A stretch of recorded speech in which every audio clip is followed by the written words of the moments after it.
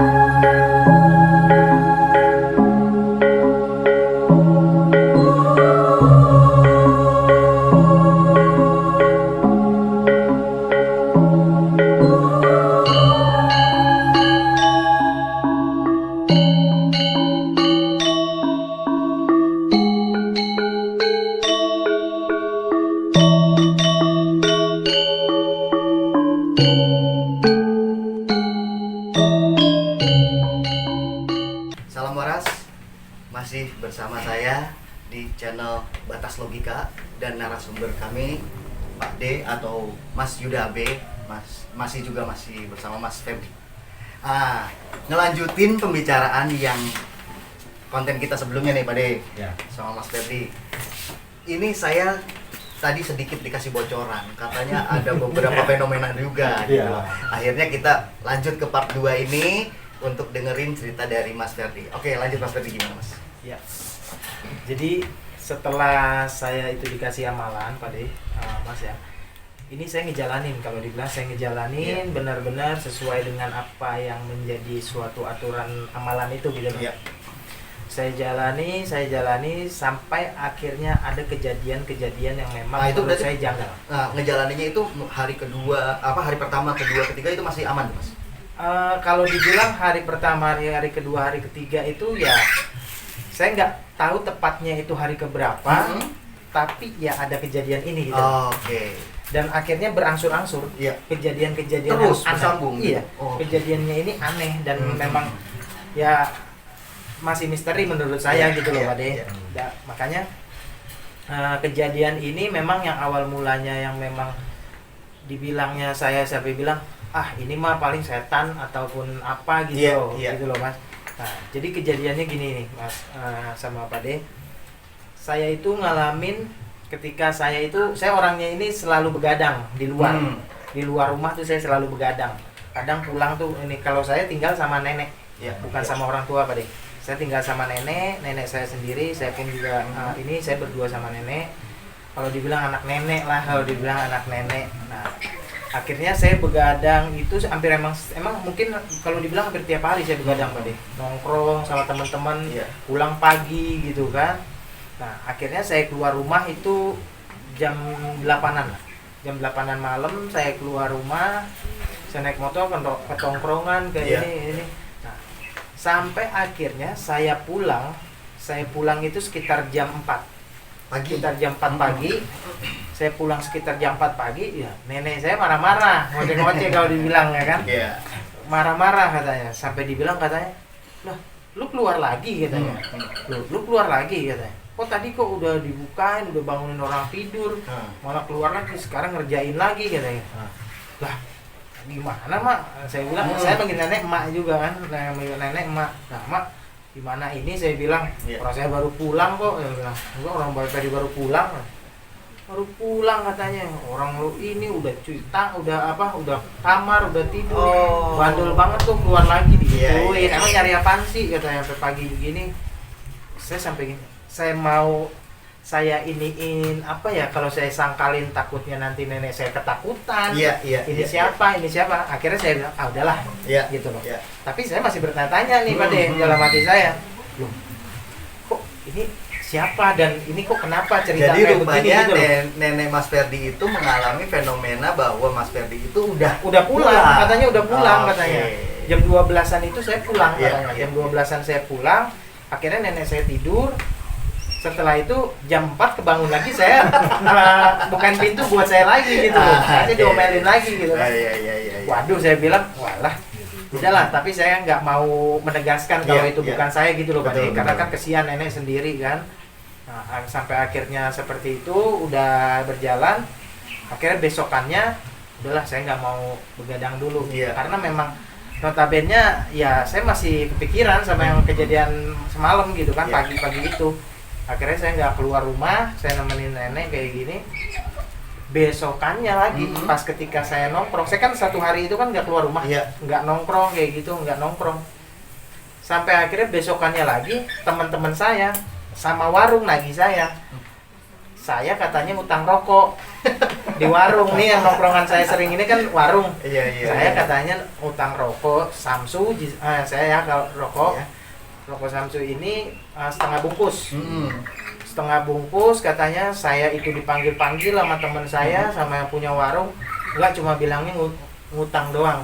Ngutang ini saya sampai demi Allah sampai saya berucap sumpah gitu. Iya, Kalau iya. saya nggak keluar malam itu memang gitu loh. Iya. Saya nggak keluar, bener-bener nggak keluar malam itu sampai kayak gini. Ya lu katanya nggak mau bayar apa, lu ngutang rokok doang berarti gitu kan. ini ada Waduh, saya ada fenomena yang bener-bener kopiannya, Iya. bener kopiannya, dan yang satu jadi Natal. Ngutang Nah, rokok.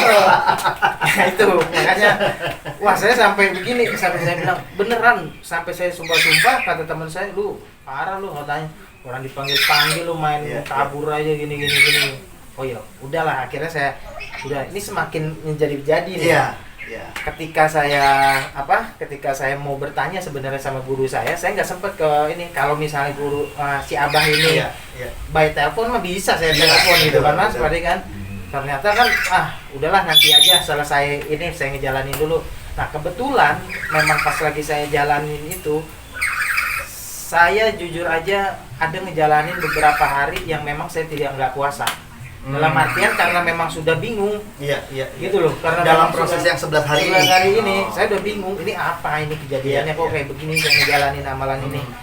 Nah setelah itu pokoknya om saya itu nikah di Medan. Om saya itu nikah di Medan, saya berangkat tuh hari Sabtu pagi. Hari Sabtu pagi jam 6 pagi itu naik pesawat, saya udah ke sana, om saya, nenek saya, semua lah keluarga, termasuk orang tua saya itu ke Medan semua Pak De. Kebetulan om saya ini dapat jodohnya orang Medan. Iya. Dapat jodohnya orang Medan. Sampai akhirnya resepsi sudah, ini sudah, kita semua di Medan. Akhirnya om saya kembalilah ke Depok. Iya. Saya, orang tua saya, nenek saya masih di Medan semua. Nah, om saya sama istrinya yang orang Medan ini pulang bukan ke rumah yang di ini, tapi ke rumah nenek. Iya. Ke rumah nenek. Jadi itu di rumah nenek tinggalnya. Nah, di rumahnya ditinggalnya di rumah nenek yang memang saya tempatin sama nenek saya. Selang 1 hari 2 hari, kalau nggak salah sehari 2 hari lagi di situ, bingung lagi saya itu Mas. Kenapa? Ada lagi nih. Iya, ada lagi. Ini yang lebih parah kalau saya bilang. Ini yang lebih parah. Karena kenapa? Saya sampai ditelepon, dibilangnya saya udah pulang ke Jakarta, ke Depok kalau dibilang. Udah pulang ke Depok. Pulang malam-malam, tapi saya nggak bawa koper, nggak bawa apa. Saya pulang ke rumah, saya ambil wudhu. Iya. Itu ada saya diajak ngobrol, nggak ngomong Pak De. Diajak ngobrol juga nggak ngomong apa ini. Tapi yang herannya, kalaupun memang tanda kutip makhluk halus atau apa nih Pak De ya, ini ternyata ngambil wudhu sholat di situ, gelar sejadah, Iya, dan iya. itu di kamarku, Iya. di kamarku yang aku tinggalin di rumah nenek itu, di kamarku itu. Nah itu ngegelar sejadah kayak begini, itu ditanyain, dan pintu pun itu nggak dirapetin, nggak ditutup di kamarku itu Pak De. Iya. Jadi saya lagi sholat katanya di Itu situ kelihatan lagi jelas gitu. kelihatan jelas. Iya. Sampai tadinya mau ini, akhirnya baru katanya pada ini apa, kenapa Ferdi kok begini. Iya. Akhirnya ketakutan lah di situ. Akhirnya masuk kamar sampai tidur pagi. Barulah itu siangnya saya ditelepon, lu pulang lu nggak bilang-bilang, ada gini-gini, lu di mana sih katanya. Akhirnya saya video call lah, orang dari Medan gitu kan, video call, ada mama saya, ada nenek, gitu loh, saya video call. Ternyata ya itu ceritanya kayak begitu, sampai akhirnya sejadahnya pun masih terbentang. Ketika Mas Ferdi pulang itu masih Bukan saya masih pulang, masih sampai pagi bangun, om saya itu sejadah terbentang di kamar saya itu. Dalam artian kan tadinya sejadah itu terlipat, kalau dibilang ini dibentangkan, ada yang sholat, bukannya ibaratnya halusinasi kalau yang saya pikir halusinasi ngelihat oh ini tuh ngelihat Mas Ferdi sholat ada gitu ini segala macam contohnya gitu. oh ya udah ada Nah sejadah. itu pada paginya udah nggak ada siapa-siapa itu? Nggak ada, tapi masih terbentang gitu sejadah gitu loh. Nah itu Made yang bingung ya. Menarik juga ini lebih dalam lagi nih. Nah itu makanya ini sampai sekarang ini saya masih misteri. Sebelum dilanjut ke Mas Ferdi lagi, kita tanggapin dikasih tanggapan dulu sama Mas Yuda nih, gimana Mas? Ya, sebetulnya jawabannya masuk akal apa? Karena dari kasus yang kemarin, konten kemarin, ya kan? Ya inilah. Jadi ada satu yang bisa teleportasi, baik itu teleportasi visual secara real maupun teleportasi visual secara tidak real. Jadi kembali lagi kan kita juga pernah membahas tentang perewangan, kita pernah membahas tentang makhluk gaib, sudah pernah saya jelaskan di situ yang mana mereka bisa berubah wujud apa saja. Betul. Terus kita pernah membahas tentang poltergeist yang mana makhluk halus bisa menggerakkan. Betul. Itu pun hanya menggerakkan itu. Artinya ya ini saya bukan mengatakan ini dampak daripada ilmu yang sudah pernah dipelajari, bukan. Oh bukan. Kalau ini memang murni pure, artinya murni pure si makhluk selain kita yang tujuannya untuk mengganggu orang lain. Iya. Mungkin kaitannya ada, cuma bukan Jadi dari betul. yang amalan itu. Jadi begini, dimensi kita dengan dimensi makhluk itu kan sangat dekat ya. Betul. Sangat dekat. Mereka mengerti apa yang kita khawatirkan, mengerti apa yang kita takutkan, mengerti yang apa kita inginkan. Maukan, betul. Jadi makhluk sifatnya seperti itu. Nah, ketika kita mengharapkan satu ilmu atau pelajaran, jadi contoh begini. Pernah dengar pesugihan ya? Nanti next kita pernah dengar pesugihan. Ketika orang sudah menginginkan pesugihan, mereka ditemukanlah dengan juru kunci yang mengaku juru kunci. Akhirnya mereka diberikan mantra-mantra dan lain sebagainya, diberikan makhluk gaib yang katanya juru kunci, ya kan? Nah, artinya ketika ini sudah terobsesi, si makhluk gaib ya nanti menggoda dengan cara dia, begitu loh. Cara dia, artinya ya seolah-olah dihalusinasi, dapat duit banyak, ini bla bla bla dan sebagainya. Nah sama seperti itu. Jadi kalau yang ini murni, memang itu makhluk gaib yang ada di tempat, ya kan? Ada di tempat, mereka mencoba mengganggu manusia di sekelilingnya dengan itu. Karena apa? Begitu manusia sekelilingnya terganggu, merasa itu Mas Ferdi ada di situ, mungkin saudaranya, gara-gara lo belajar ilmu begini-begini, kita timbullah satu konflik. Nah ini tugas makhluk gaib. Kira-kira begitu lah. Oke. Nah, balik lagi Mas Ferdi. Ada yang kelewat sebetulnya tadi pertanyaan saya itu kan. Jadi ketika Mas Ferdi berangkat ke Medan itu, dalam acara resepsi itu masih dalam proses puasa nggak sih? Sudah enggak. Itu berarti udah lepas dong ya? Sudah lepas. Saya makanya dengan dua kejadian sebelumnya itu tuh, mau nenek saya, mau warung saya utangin, kalau bilang gitu, itu udah males saya. Cuma memang saya belum bertanya langsung sama guru saya gitu loh. Pas pada saat pulang dari Medan baru saya ketemu guru saya. Nah, gimana tuh ceritanya?